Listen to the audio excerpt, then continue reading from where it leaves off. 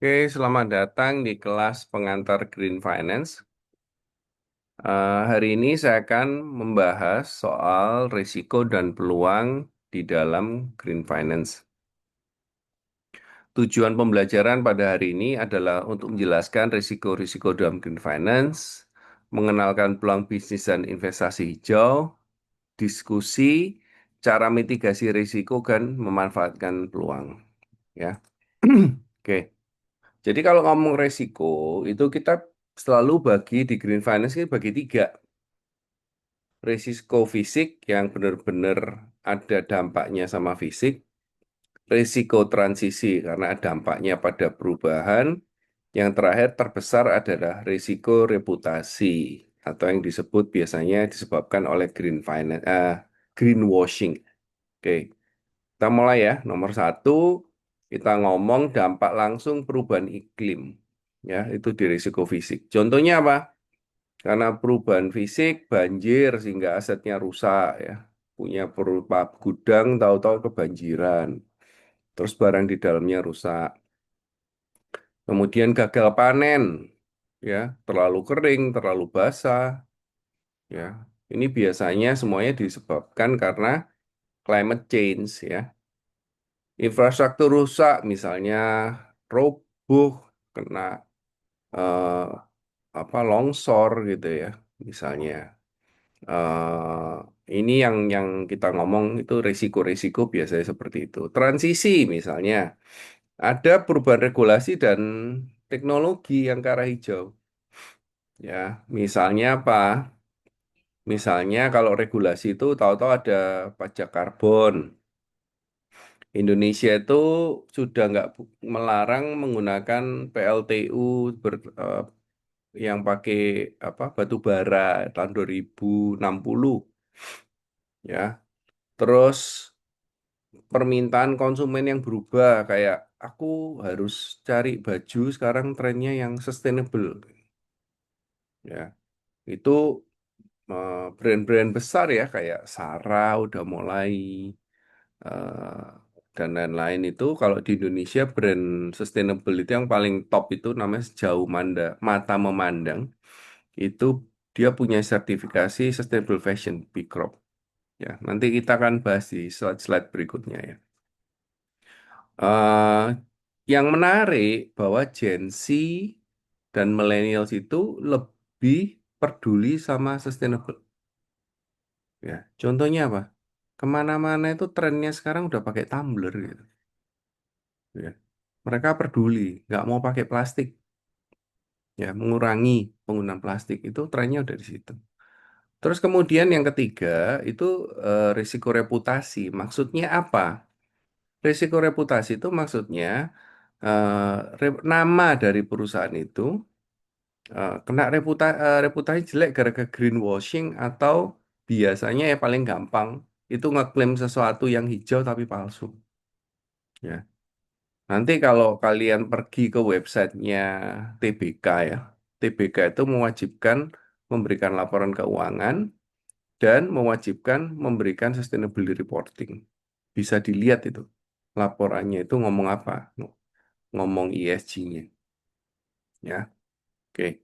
Jadi ngomong greenwashing itu kejadian di perusahaan-perusahaan besar. Jadi dia itu kalau di Eropa kan harus beli karbon ya, supaya nggak kena pajak karena pajaknya mahal. Beli karbon ternyata karbonnya nggak ada, ya, overclaim, ya, itu mereka juga kena. Mereka disebut terlibat dalam greenwashing. Oke, ini contoh risiko di Indonesia itu apa? Banjir. Ya, tahun 2020 banjir itu kerugiannya 5 triliun. Tahun ini yang lagi viral beberapa bulan lalu itu ngomong Bali banjir Denpasar ya. Nah, terus di Indonesia apa PLTU batu bara itu udah nggak boleh lagi di tahun 2060. Nah, yang punya aset gimana? Udah balik belum investasinya? Ini kan perubahan regulasi ya. Kalau yang banjir kan karena perubahan iklim ya. Terus tiga, produk ramah lingkungannya ternyata greenwashing. Misalnya contohnya gini, brand Indonesia apa yang terkenal ya misalnya? Dem I Love Indonesia lah misalnya. Dem I Love Indonesia tuh ngaku bahwa dia memberdayakan ibu-ibu di NTT untuk menjahit bajunya. Ini contoh ya, contoh.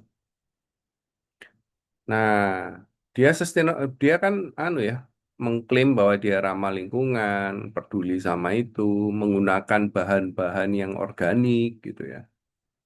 Ternyata waktu ada yang blow up, ternyata bahan yang dipakai itu nggak ramah lingkungan. Nah, kena greenwashing ya. Terus gitu dia ngomongnya ibu-ibu. Ternyata setelah diaudit, ternyata ya bener ibu-ibu, tapi tempat kerjanya nggak layak, penghasilannya nggak layak, kena greenwashing lagi, gitu ya. Ini contoh tadi ya, saya nggak ngomong kalau Dem I Love Indonesia seperti itu. Nah, strateginya apa untuk memitigasi risiko? Itu kita ngomong namanya diversifikasi sumber energi. Harus mulai menggunakan renewable. Makanya banyak perusahaan-perusahaan di Indonesia itu paling gampang mereka install solar panel untuk kebutuhannya. Ya, jadi nggak ngomong untuk dijual ke PLN. Contohnya gini, kalau perusahaan bilang bahwa kebutuhan kita itu dipenuhi 30% dari solar panel yang terinstall. Ternyata dicek, ternyata nggak 30%. Nah, itu greenwashing. Ya, nah ini. Terus, diversifikasi energi itu biasanya ada empat. Ya, solar panel, wind turbine, tenaga angin, hydrogenerator, Indonesia udah punya yang gede. Ya, kemudian nuklir. Ya. Nah, paling gampang itu ya itu eh, apa pakai solar ya, solar panel ya. Tapi zaman sekarang orang kalau mau net zero nggak harus invest seperti ini. Mereka bisa melakukan efisiensi di dalam pabrik, misalnya efisien proses, memitigasi mesin-mesin yang energinya perlu tinggi, dicek kenapa gitu ya. Terus ada sekarang itu istilahnya O generation. Mesinnya menghasilkan panas, panasnya dipakai untuk yang lain. Ya. Terus cara lain memitigasi itu pakai asuransi. Ya. Asuransi itu contohnya paling gampang asuransi kebanjiran kalau mau bisa memitigasi resiko. Terus kalau proteksi iklim itu pakai biasanya asuransi pertanian ya kalau gagal panen. Pakai Jasindo itu dapat 5 juta, uangnya cuman berapa? 150 per hektar, dapatnya 5 juta. Yang lain bisa dilakukan dengan transparansi, transparansi laporan ESG dan audit independen. Ya, jadi itu untuk mitigasi risikonya dengan membuat laporan dan diaudit. Ya, terus edukasi investor dan konsumen. Kalau konsumen trennya udah ke sana, nggak susah. Investor itu yang susah. Karena banyak bank-bank itu masih nggak ngerti, ya. Misalnya perusahaan minta kredit untuk solar panel, instalasi solar panel. Bank-bank merasa ini kalau nggak bisa gagal bayar, dijual kemana, ya, sehingga dianggap risikonya tinggi, akhirnya pembiayaannya bunganya mahal. Nah, ini bilang investor yang masih nggak ngerti ya. Belum lagi kayak kalau di Indonesia mungkin kalau perusahaannya terlalu ESG, maksudnya ke sesuatu yang green, nilai di pasar stock marketnya belum terlalu dihargai, ya. Itu kan aturannya belum ada yang sangat menekan ya maksud saya. Oke. Nah, peluangnya apa? Peluang green finance, energi terbarukan itu ada peluang investasi. Sekarang itu kalau mau transisi energi ya net zero di perusahaan itu banyak uang-uang asing yang bisa menginvest dan bunganya murah ya. Bahkan studinya itu dibayari oleh orang-orang asing ya.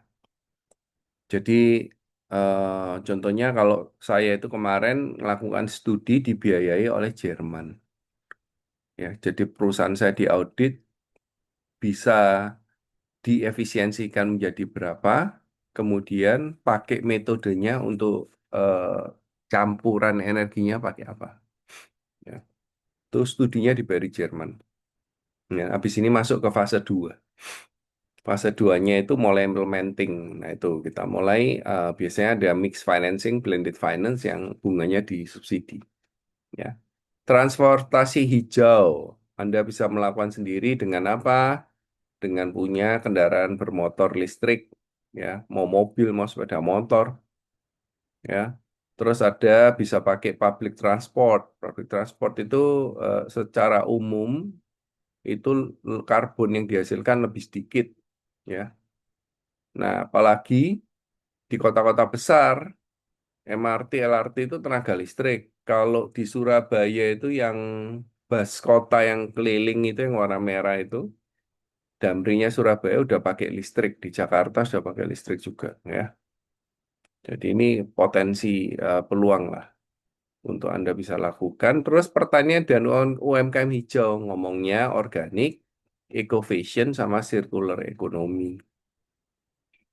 Digital teknologi itu misalnya fintech hijau, terus blockchain untuk carbon kredit itu bisa di-create, ya. Ini contoh perusahaan yang namanya Sara, pasti tahu semua ya Sara ya. Dia itu committed to environmental sustainable by 2025 tahun ini. Metode yang dilakukan adalah rethink, reuse, reduce, reuse, repair, recycle, and route. Ya. Jadi kalau mau tahu detailnya apa, silakan dicek. Ya. Oke. Peluang Indonesia dan global itu apa? Pasar karbon di dunia tahun 2023 itu sudah 900 miliar. Tapi yang menarik, pasar karbon ini growth-nya double digit melebihi dari pasar-pasar yang lain. Jadi itu cepat sekali berkembangnya. Potensinya jadi tambah luar biasa. Indonesia itu punya potensi carbon offset. Karena apa? Karena Indonesia ini tropis. Kita punya hutan yang katanya paru-paru dunia. Kita punya mangrove, ya, buahnya. Nah, ini bisa gitu. Ya. Terus Indonesia itu punya green suku, ya, itu bisa menarik reputasi global untuk meningkatkan dan syariah lagi green sukunya, ya. Terus potensi yang lain adalah Indonesia UKM itu punya tren untuk ekspor untuk pasar-pasar dunia, ya. Pasar ekspor, pasar eh, tren yang harus dilakukan apa? Satu, yang organik, ya. Kedua yang punya ESG, punya ESG report. Jadi ngomongnya itu eh, sustainable gitu ya. Bapak Ibu sekalian, Indonesia ngomong sustainable dari nenek moyang kita loh. Dulu kalau saya beli nasi campur pakai daun pisang itu udah sustainable gitu. Jadi potensinya banyak, anyaman rotan, apalagi ya, baju yang dari bahan kapas. Indonesia punya kapas. Ya, kayak gitu-gitu banyak banget. Pewarna alami kita melimpah. Ya, jadi banyak hal yang Indonesia bisa lakukan. Nah, kalau di Indonesia bagaimana? Indonesia itu ada Grab Indonesia yang udah punya namanya EV Ecosystem. Grab EV Ecosystem itu sekarang kalau pesan Grab Premium itu yang datang BYD M6, ya. Terus Pertamina sudah punya geothermal panas bumi, ya. Udah punya eh, solar panel, ya. UKM Ecoprint Batik ini contoh ekspornya ya, sustainable, bisa sudah diekspor. Jadi yang kanan bawah itu batik di Ecoprint di ini kebanyakan dari Sidoarjo. Oke. Nah, jadi green finance itu sama dengan punya resiko, tapi peluangnya jauh lebih besar.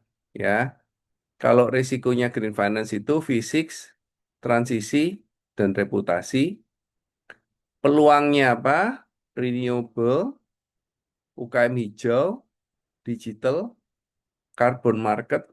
Ya, kenapa saya bilang digital?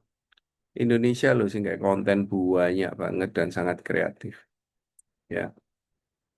Nah, yang terakhir pesan saya adalah mahasiswa perlu siap jadi generasi yang green leader. Jadi nasib di bangsa, masalah green finance, masalah hijau-hijauan, kalian bisa jadi pemimpin di masa kelak. Oke, demikian kelas dari saya. Terima kasih dan selamat malam.